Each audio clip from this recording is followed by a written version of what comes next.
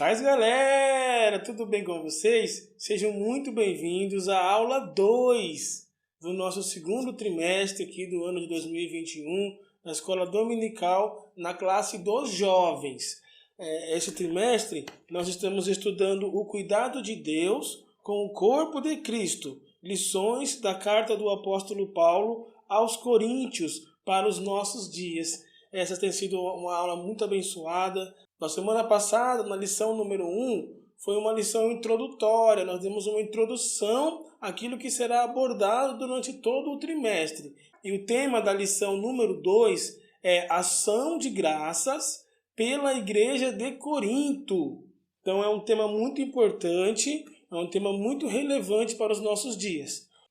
Mas antes de começar, eu quero te mostrar as diferenças principais entre a primeira e a segunda carta aos Coríntios. Então a lição, ela nos mostra essas grandes diferenças através das características principais de cada obra. Por exemplo, a primeira carta aos Coríntios, ela é uma carta prática, enquanto a segunda, ela é pessoal. A primeira enfoca o caráter da igreja coríntia, enquanto a segunda enfoca Paulo ao expor sua alma e falar de seu amor pela igreja coríntia. A primeira lida com as questões do casamento, da liberdade, dos dons espirituais e da ordem da igreja, enquanto a segunda lida com o problema dos falsos mestres.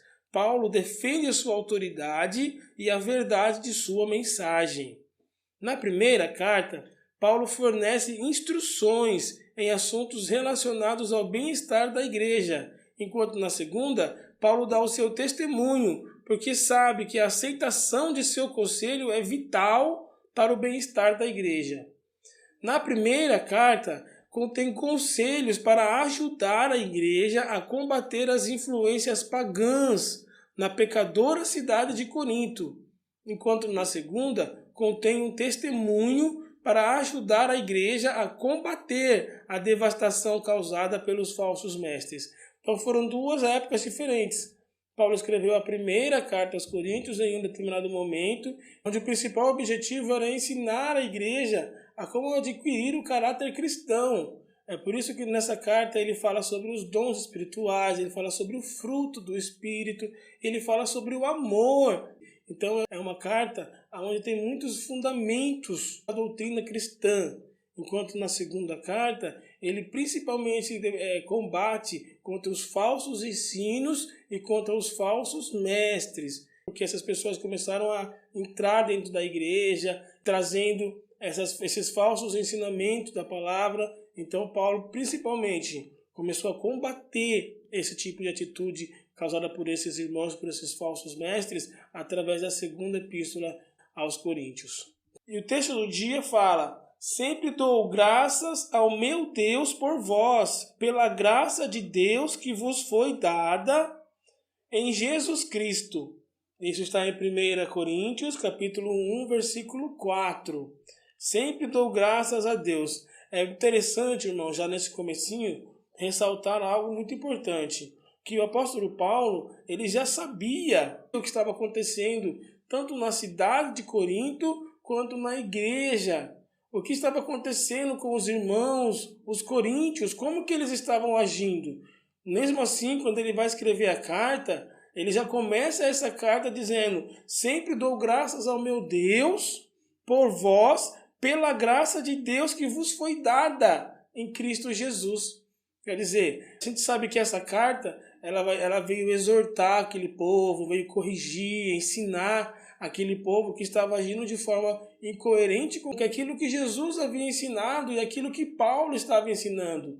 Porém, antes dele corrigir, antes dele falar algo, ele já começa falando: eu dou graças a Deus pela vida de vocês. Então é importante ressaltar, irmãos, a gente precisa entender que todos temos defeitos, mas todos também temos qualidades. A igreja de Corinto era uma igreja que tinha muitos defeitos, mas em compensação, ela tinha todos os dons do Espírito Santo.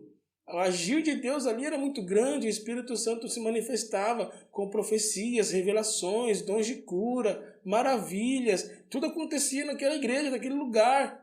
Então Paulo falou, poxa, o Espírito Santo foi derramado sobre vós, Jesus mandou o Espírito Santo para vocês. Eu glorifico, louvo a Deus pela vida de vocês, porque o Espírito Santo é com vocês. Olha que maravilha, né, irmãos? Que bênção. A síntese, que é o resumão, né, da lição, ele fala, a oração de Paulo em favor dos coríntios era uma forma de revelar o seu amor a eles. E que amor, né, irmãos? Que amor que Paulo sentia por aquela igreja.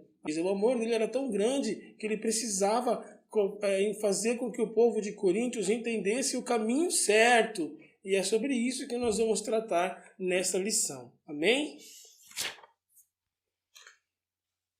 O texto bíblico, irmãos, se encontra em 1 Coríntios, capítulo 3, versículo de 1 a 3. E também em 1 Coríntios, capítulo 6, versículo 16 a 20. A gente não vai ler aqui para não perder muito tempo, né, irmãos? Mas a gente aconselha você, eu sempre aconselho você a ler não apenas esses versos, não apenas esses versículos, mas que você possa ler toda a carta aos Coríntios, porque ela é muito importante, não somente a primeira, mas a primeira, a segunda. São cartas que vai nos ensinar qual é o caráter de Cristo e se nós estamos agindo de acordo com o que Cristo espera de nós.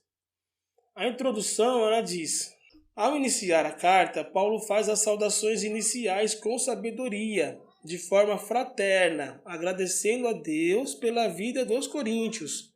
O amor do apóstolo pela igreja fala mais alto que sua insatisfação com alguns comportamentos internos dos crentes.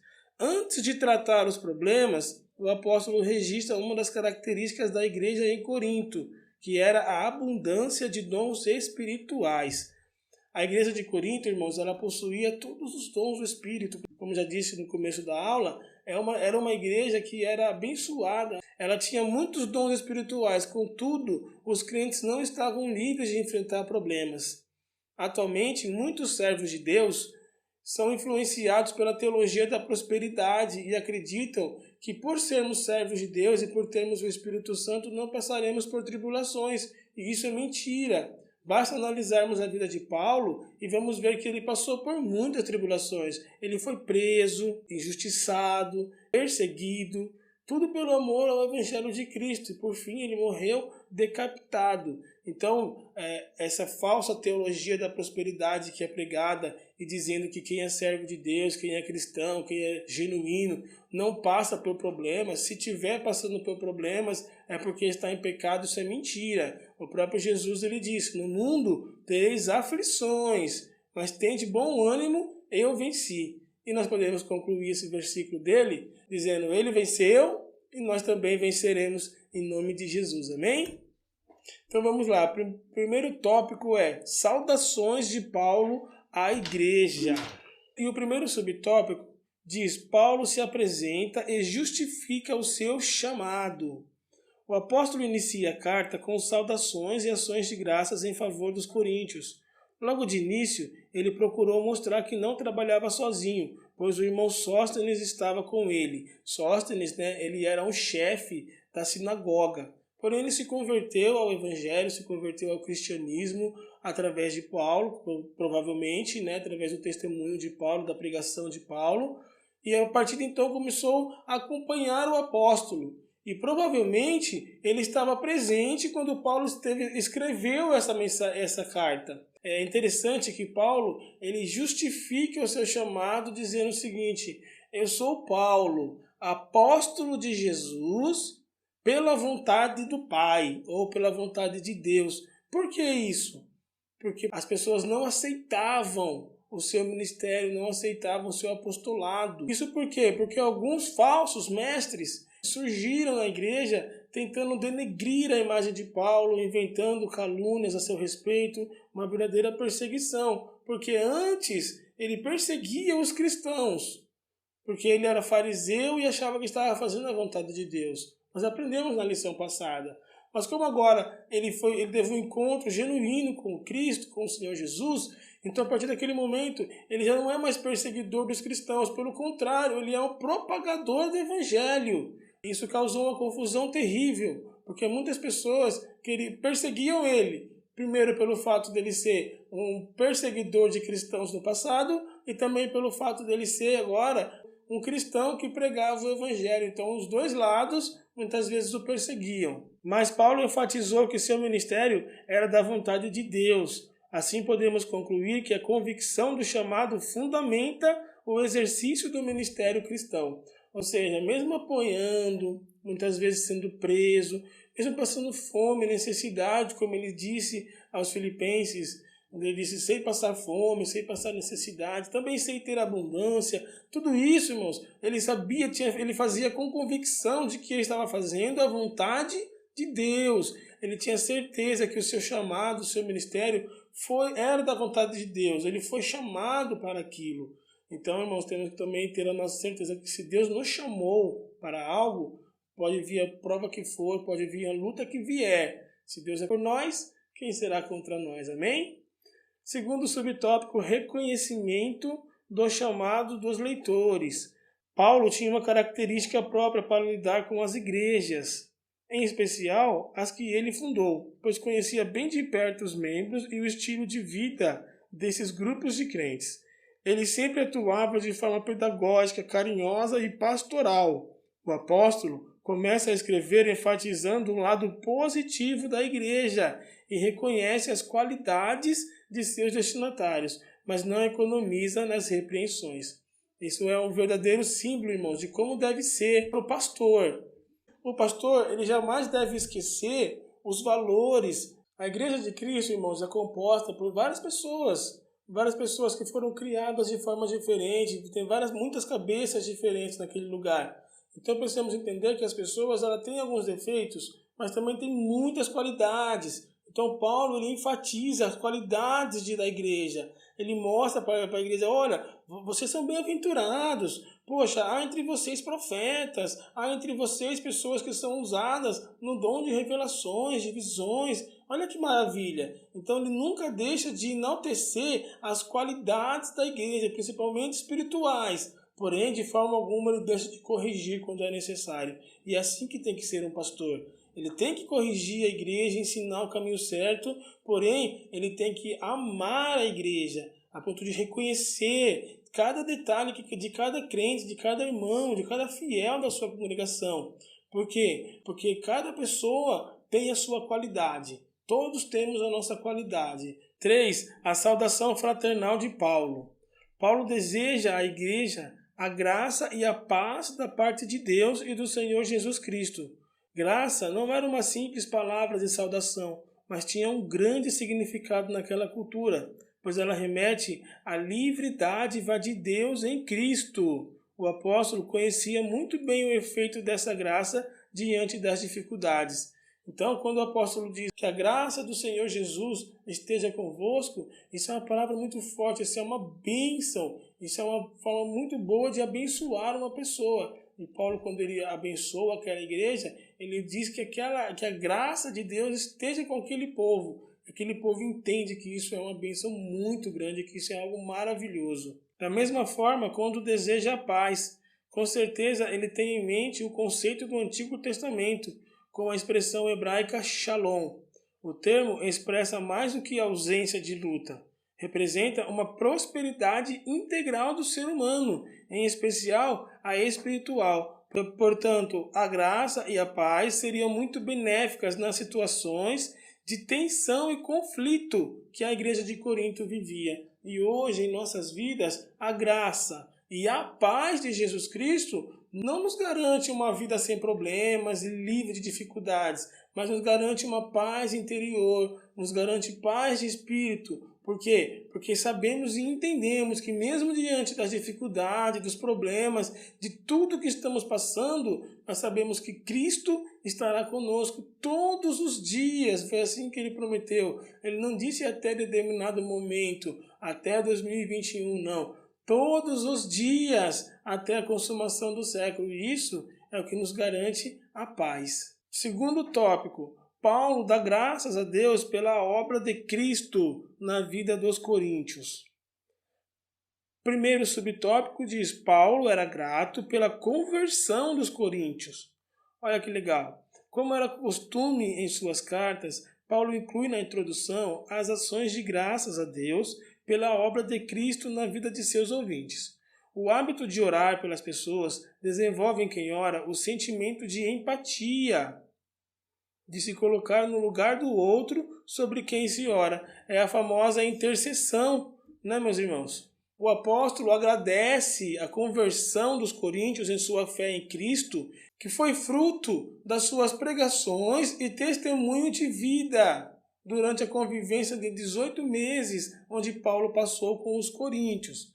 Então Paulo ele já começa a sua carta dando graças a Deus pela conversão daquele povo. Olha que maravilha, né? Paulo dá graças a Deus pela conversão dos coríntios.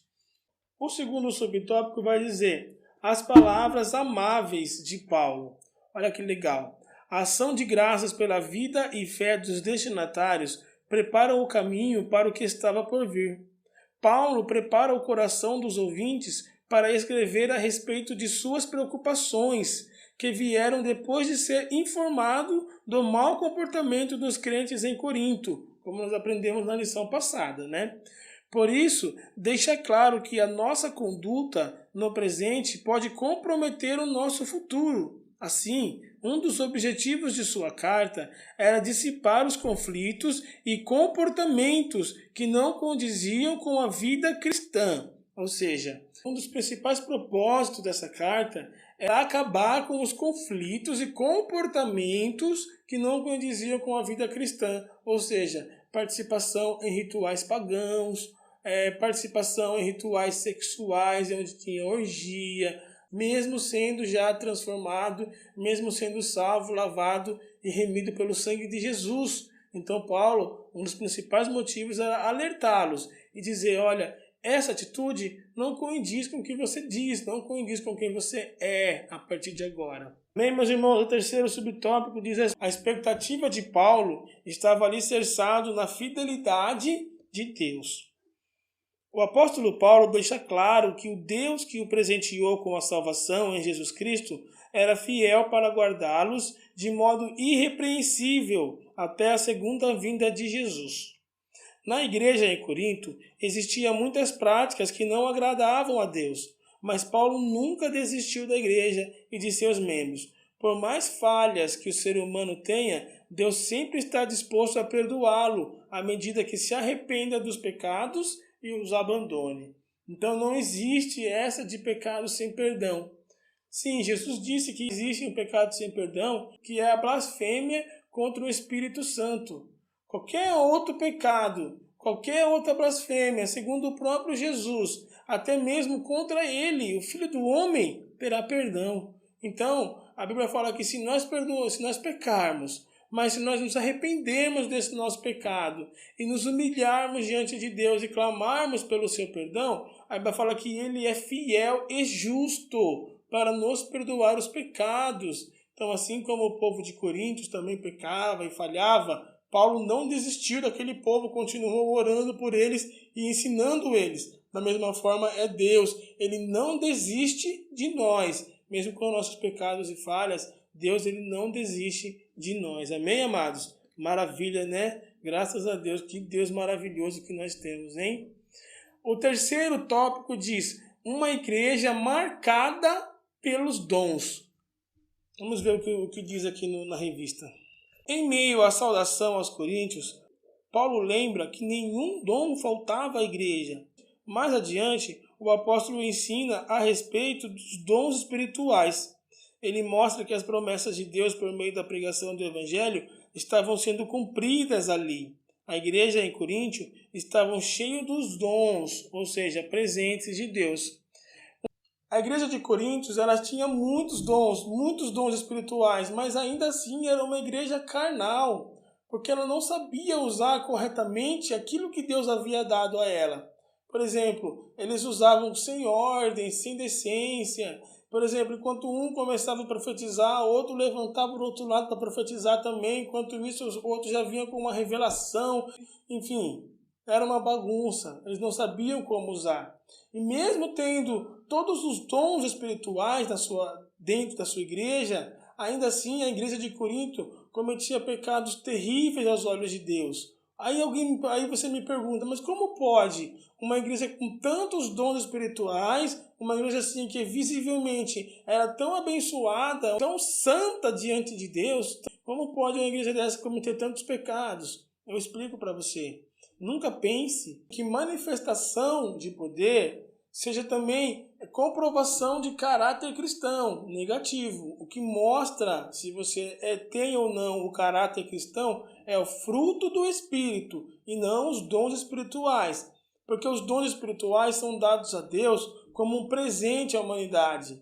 Já o fruto do Espírito é diferente. O fruto do Espírito, o Espírito gera dentro de nós e ele é visível por fora. É por isso que tem muitas pessoas que, mesmo sendo usadas por Deus com dons espirituais, porque tem o coração quebrantado e quando se derrama diante de Deus, realmente se abre, se rasga, e o Senhor ele está ali a todo momento para acolher, para abraçar, para perdoar. Mas Deus usa e depois ele volta para o mundo. Aí ele volta, Deus usa e depois ele volta para o mundo. Infelizmente não tem o caráter cristão. Não foi desenvolvido nele o fruto do Espírito. Por isso que eu digo sempre, mais importante, na minha visão, é ter o fruto do Espírito, é buscar pelo fruto do Espírito do que pelos dons espirituais. É importante ter dons espirituais? É importantíssimo. Deus deu os dons espirituais para preparar a igreja para o que há de vir. Porém, nós precisamos estar atentos e saber que o fruto do Espírito é o que define o nosso caráter, define se somos ou não cristãos, servos de Deus. Amém? O segundo subtópico diz: os dons espirituais não definem nossa espiritualidade. É o que eu acabei de falar para vocês. Olha só que interessante. Dom não é sinal de superioridade espiritual. Em alguns lugares pentecostais, a ideia que predomina é a de que as manifestações dos dons espirituais são sinônimas de espiritualidade e santidade. E isso é um engano, pois a santidade é evidenciada pelo fruto do Espírito, que eu acabei de falar agora, né? Dom não é sinal de superioridade espiritual. Muitos creem erroneamente que os irmãos agraciados com dons da parte de Deus são por isso mais espirituais que outros. Todavia, os dons do Espírito são concedidos pela graça de Deus. Então nós precisamos ter isso em mente. Precisamos entender que não é porque a gente tem um dom do Espírito, um dom espiritual, que nós somos mais santos do que outro, não. Mas é porque nenhum dom é dado aos homens por merecimento dos mesmos, e sim pela vontade de Deus e pela graça. Graça é o favor imerecido. Ninguém merece ter um dom. Porém, Deus, ele, pela sua graça, pela sua bondade, ele dá dons aos homens, assim como deu em abundância na igreja de Corinto. E os irmãos de Corinto, infelizmente, não souberam usar esse dom que Deus havia dado a eles. Então, que possamos aprender a usar o dom que Deus nos deu com sabedoria e entender que isso não nos torna melhores ou superiores a alguém. Amém? Terceiro subtópico: os dons são capacitações para o serviço. Os dons devem ser usados com base no amor. Talvez seja esse o motivo de Paulo incluir o capítulo 13 entre o 12 e o 14 dessa carta. A diversidade de dons é um grande tesouro para a igreja, desde que o dom não seja considerado um fim em si mesmo. Então, os dons espirituais são um arsenal à disposição do corpo de Cristo para o cumprimento eficaz da sua missão aqui na terra. Como já foi dito, o propósito principal do dom é edificar a igreja e todo o corpo de Cristo para ser abençoado, exortado e também consolado por eles. Por isso, nunca devemos usar os dons espirituais como benefício próprio. Por exemplo, cobrar para entregar profecia. Não, irmãos, não devemos fazer assim. Não devemos esquecer que os dons espirituais são usados para serviço da igreja e não para serviço próprio. Amém? A conclusão, irmãos, ela diz: a maneira como o apóstolo inicia a carta a uma igreja com tantos problemas como a igreja em Corinto é um bom exemplo de como tratar assuntos complexos de forma positiva. Paulo, enquanto dá graças, alerta a seus destinatários que é necessário manter a fidelidade até o dia do Senhor. Por fim, ele introduz um assunto que aprofundará mais tarde: os dons espirituais, que não definem grau de espiritualidade, mas são concedidos para o serviço e o bem comum da igreja. Amém, meus irmãos? Muito obrigado a todos que ficaram até aqui. Essa foi mais uma aula da Escola Dominical. Eu espero que vocês tenham gostado, espero que vocês estejam gostando dessa nova fase do canal, onde nós estamos trazendo as lições da Escola Dominical. Tudo para poder abençoar a sua vida e para que a gente possa sempre estar crescendo, sempre aprendendo cada dia mais juntos. Amém? Então, se você quer continuar aprendendo conosco, quer continuar fazendo parte dessa família, aqui embaixo tem um like. Clica nesse like, dá essa força para o canal, tá bom? Se você não for inscrito no canal, aperta aqui também no botão vermelho, inscreva-se, ativa todas as notificações, porque toda semana nós vamos trazer um conteúdo novo para você, além de uma aula atualizada da escola. Tá bom? Eu espero que vocês tenham gostado, eu espero que vocês tenham curtido. Que Deus abençoe todos vocês. Fiquem todos com Deus, na paz do Senhor. Fui!